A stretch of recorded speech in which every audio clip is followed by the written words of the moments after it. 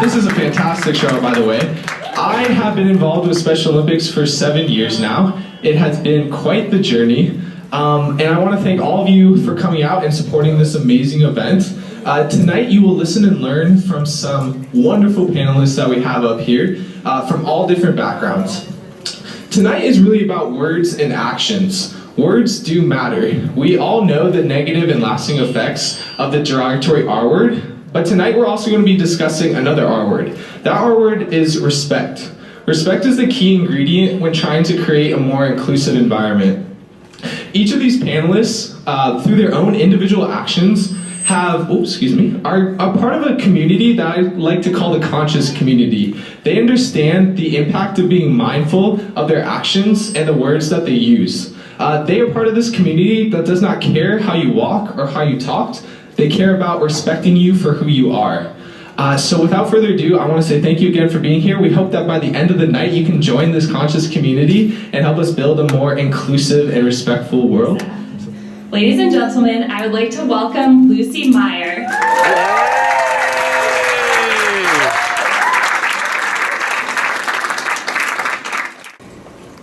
My name is Meyer, and I go to Hamilton High School. It's a school with about 3,000 kids, and we have I'm in the special day program, and we have a Best Buddies club at my school, which is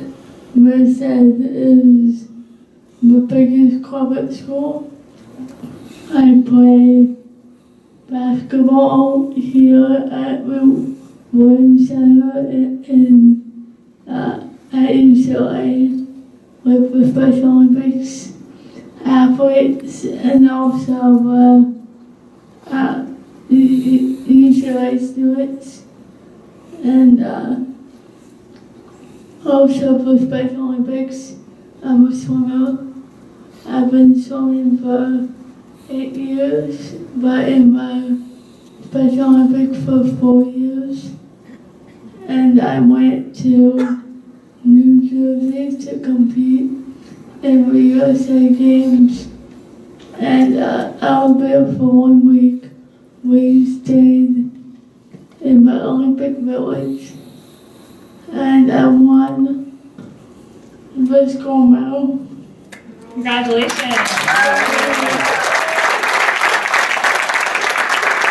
Thank you. That is quite an impressive resume, filled with inclusion.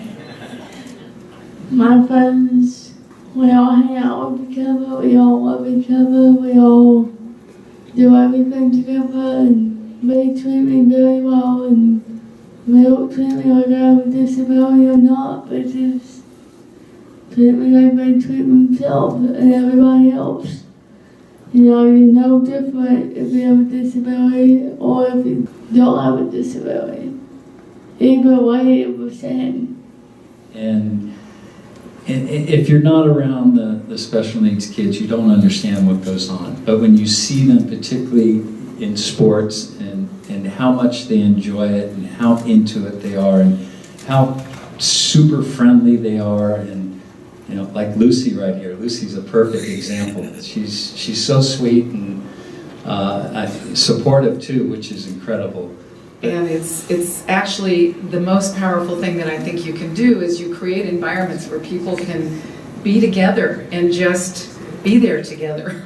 And so my daughter, who's 8, I can just give an example. So she's in a hip hop class, and it's her favorite thing on the planet. And she is going to a hip hop class with her peers. And so she's 8, it's 7 to 9-year-olds. And physically and in every way, it's just much more difficult for her than it is the other kids in the class, and she could give a rip. She's so good at it and does her thing. And the fact that she's the first kid with Down syndrome to go through this class, that's like a huge red flag on how far we still need to go. I'm grateful how far we have gone, but we have so far to go to create inclusive environments for people who have different abilities. So I'm going to keep on fighting that fight. I'm appreciative for everyone in here. on the board, I did adopt an individual with special needs. So, you know, like the kid really needed help. You know, his family didn't want him because he had special needs. So my course in life, I thought that if my mother and father didn't want me, I don't know what I would do in life. So I thought about why not show this kid what to do, you know, like educate him by reading books. You know, he didn't know how to read, write, count, socialize. He didn't know anything, so I had to show him the little bit things I knew in life. So, you know, it worked. You know, like some of you athletes here play with them in basketball or soccer or the other sports. So just kind of help him out and help out the community as well. I was in middle school, and we had, you know, special day classes, which I was in for, you know, with special needs kids. I found out the name of the class and got very upset because the classroom for the special needs kids was called an MR class for mentally, you know, mentally retarded children. And I went to the teacher and said, this is not okay. You can't call kids, you know, retarded. It's, you know, not good. And so I helped them, you know, change the name to an ID class, which is intellectually disabled, for kids who have intellectual disabilities. So I help them change that, and always, you know, with the kids, always, you know, helping them out. And, you know, it's so funny because you always, you know, with these special needs kids, thinking that you're helping, you know, you'll be able to help them. And before you know it, they're helping you. We're also doing the our campaign at my school. We had banners and posters and everything around. So we had about 3,000 kids sign the banners to not say the R word. And everyone, like the word normal to me, there's no such thing as normal or average. I treat everyone the same. That you reduce a complete person, and in some and eventually an entire group of people that people have lumped together into that, as the only descriptor is a single word. And that's, I mean, no human being can be described like that.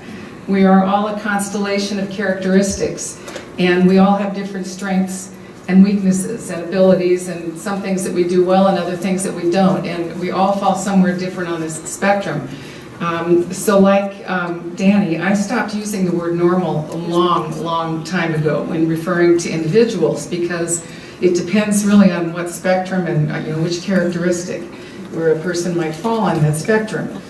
And I think it's just an important aspect of communication to take responsibility for what it is that you say, and part of that is the impact that you have on other people, intended or unintended. And this is a word we know upsets a lot of people. It's hurtful, and so we should stop using it. People should stop using it. Hey! Keep 'em up! Wow, this is a miracle!